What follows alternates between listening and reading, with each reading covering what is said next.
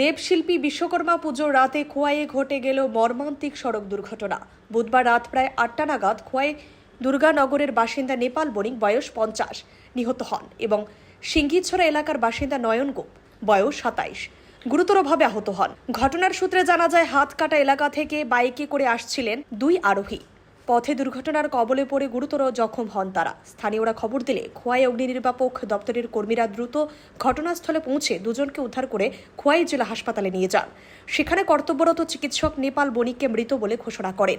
আহত নয়ন গোপের অবস্থা আশঙ্কাজনক হওয়ায় স্থানান্তরিত করা হয় আগরতলা জিপিপি হাসপাতালে, যেখানে তিনি মৃত্যুর সঙ্গে লড়াই করছেন। এদিকে নিহত নেপাল বণিকের মৃতদেহ ময়না তদন্তে শেষে বৃহস্পতিবার দুপুর প্রায় 12টায় তার পরিবারের হাতে তুলে দেওয়া হয়। ঘটনায় খোয়াই জুড়ে শোকের ছায়া নেমে এসেছে। রিপোর্ট। কি হয়েছে ঘটনাটা?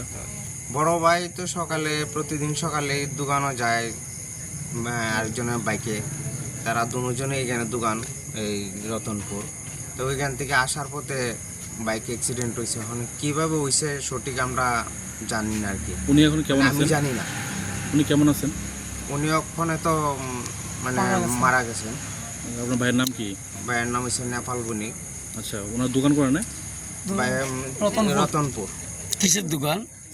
Cycle mechanics. উনি কি খোয়াইতে আসার পথে হয়েছে ঘটনা? খোয়াইতে আসার পথে। অবিরাম 24x7।